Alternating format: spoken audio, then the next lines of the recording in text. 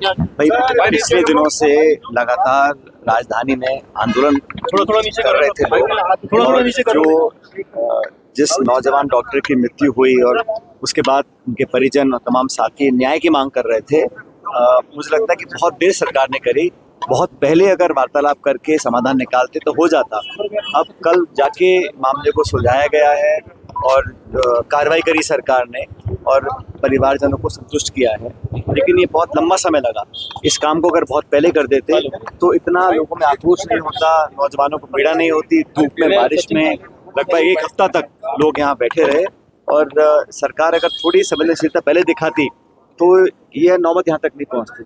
तो उसके बाद जो कार्रवाई आज सुबह देखा मैंने, लोगों को डिटेन किया जा रहा है, कांग्रेस समर्थित कांग्रेस नेताओं को, हमारे विधायक को, ये बड़ा गलत है। इस प्रकार द्वेषपूर्ण भावना से कोई कार्रवाई नहीं करनी चाहिए।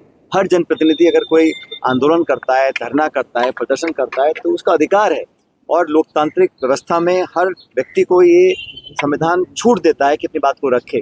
मुझे लगता नहीं किसी ने कोई जानबूझ के कोई कानून की अवहेलना करी होगी, लेकिन अपनी बात को रखना उनका दायित्व, उनकी जिम्मेदारी है।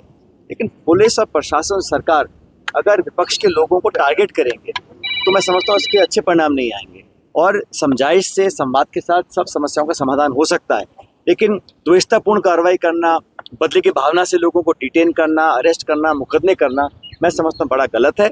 और अगर ऐसा सरकार करती है तो उसका पुरजोर विरोध हम लोग करेंगे। एक बड़ी चीज, एक मामला अभी तो अलग मामले में अरेस्ट हुआ। मैंने कहा ना, ये तो देखिए सरकार कहीं ना कहीं कुछ साबित करना चाहती है कि हमारे खिलाफ जो बात रखेंगे, हमारे खिलाफ जो आवाज उठाएंगे, उस पर हम फिर कार्रवाई करेंगे। प्रशासन, सरकार, पुलिस अपनी ताकत का इस्तेमाल कर कर अगर किसी व्यक्ति की आवाज को दबाना चाहते हैं, मैं उसको बहुत गलत मानता हूँ। ऐसा नहीं होना चाहिए। जब राजस्थान में अगर बात की जाए, आपने भी इनको बुलाया भी, बैठ के बातचीत की, एक गफलत सी हो गई थी कि शायद इनकी भी गिरफ्तारी हुई है, विधायक की भी। जो देखिए, मैंने कहा ना, अभी उदयपुर में एक डॉक्टर के साथ जो दुखद घटना हुई, उससे पहले अभी एक जो हमारे नौजवान साथी की मौत पे लोग धरना प्रदर्शन कर रहे थे। तो ये नौबत क्यों आ रही है? व्यवस्था में कहीं जो प्रशासन, सरकार का काम करने का तरीका है, जो लापरवाही कहें या एक तरह का जो एटीट्यूड सरकार का काम करने का, वो गंभीर नहीं है।